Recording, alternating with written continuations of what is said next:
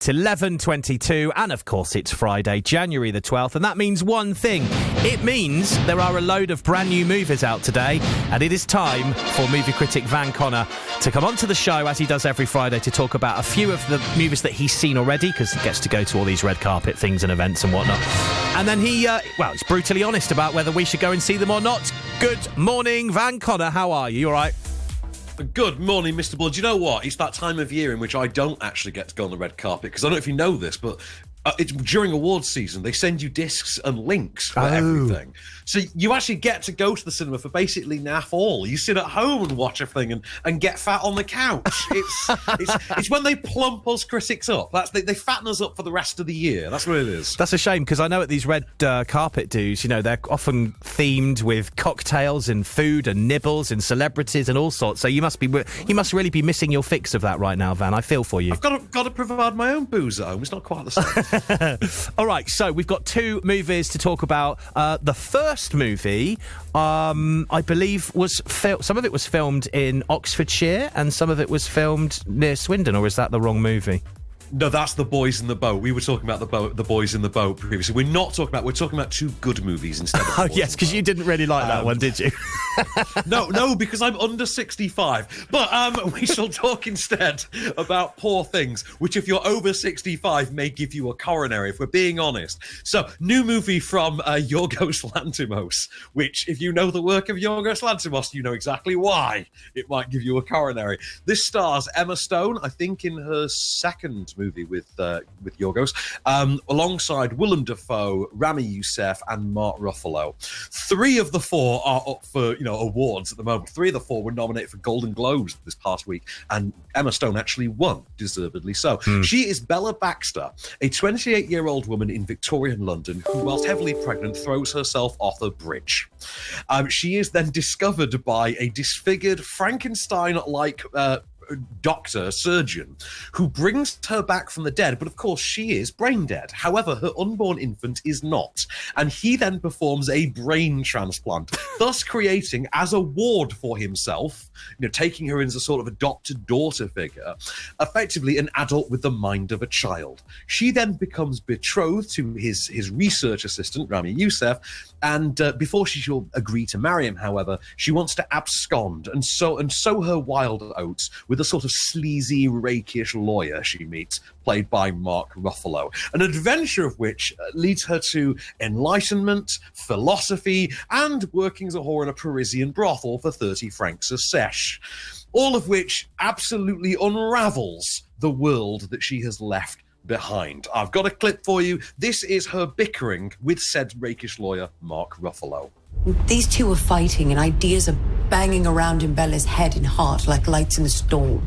Oh. You're always reading now, Bella. You're losing some of your adorable way of speaking. I'm a changeable feast, as are all of we. Apparently, according to Emerson, disagreed with by Harry. Come, just come. You're in my son. What? This sounds like a completely bizarre movie, but I know that you think that it was absolutely brilliant. It is absolutely terrific. And yet, not even Yorgos Lanthimos' best movie, because that was the previous one, the favourite.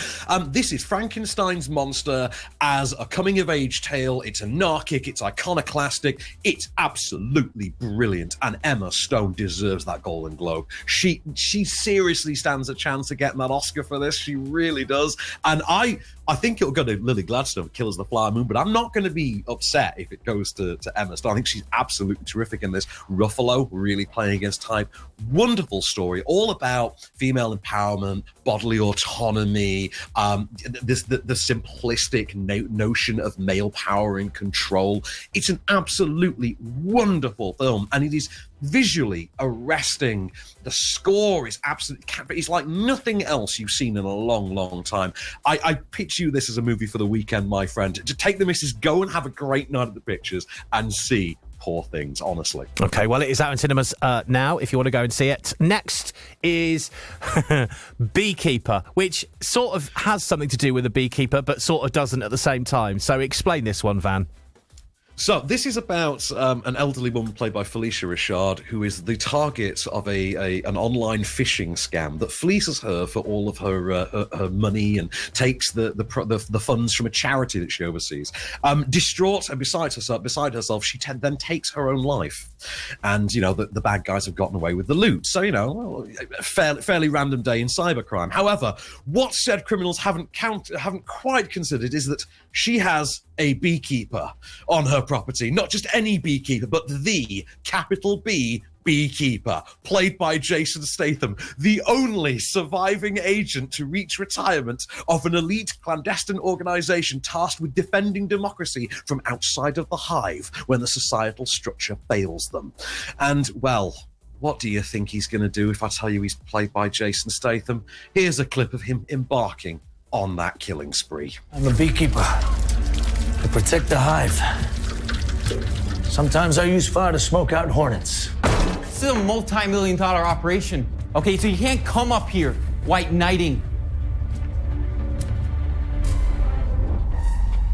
Will you stomp his ass out, please?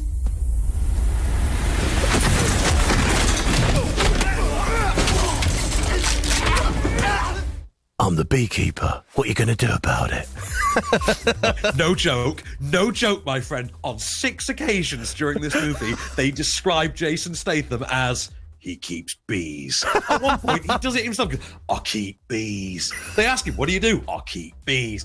At one point, they put a gun to his head and say, to be or not to be. Oh. That's how great a movie this is. You've got my money. This is the perfect January action movie. 1 year after the release of Gerard Butler's Plane, this is what you want for a January. Yes, it's got a black and yellow color scheme. At different times, they use the John Wick bisexual lighting scheme. It's got great action scenes from 87-11, who do the action stuff for all the 87 North movies like John Wick and Atomic Blonde, things like that. It's absolutely kick-ass, a hell of a ride. I loved the heck out of this. And best of all, you've then got Josh Hutcherson as the villain being like evil Hunter Biden.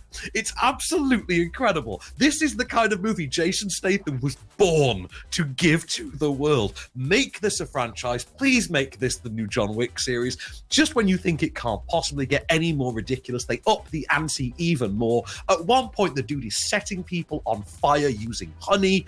This is everything you want and more from a movie called The Beekeeper, starring Jason Statham. 5 resounding stars from me. 2 thumbs up. Pour the drinks, strap on in, get ready for a ride.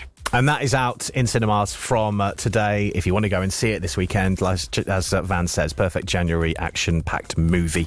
All right, thank you very much, Van. We will be back chatting next week with some more movies. I've got a question for you, though. Were you a fan of the Spice Girls back in the 90s, or was that not really your thing? Because, it's Mel C's 50th birthday today. Mel C is 50? I know, right? First of all, I know. I feel really old, but I will tell you that when I was 14 years old, I did have that poster of Jerry Halliwell on my wall. I'm not going to... What, the Union Jack one? No, the one from her Lads Mag shoots where she had the fishnet bodysuit on. I have no idea what you're talking about, Van, but... I'll get it on the WhatsApp. Man. Yeah, don't worry. But in celebration of Mel C's birthday, we got to play some Spice Girls. That's what I'm going to do right now. I'll speak to you on Friday next week, Van, with more movies. Till the next time, good sir. Right, stay away from WhatsApp. Okay, Spice...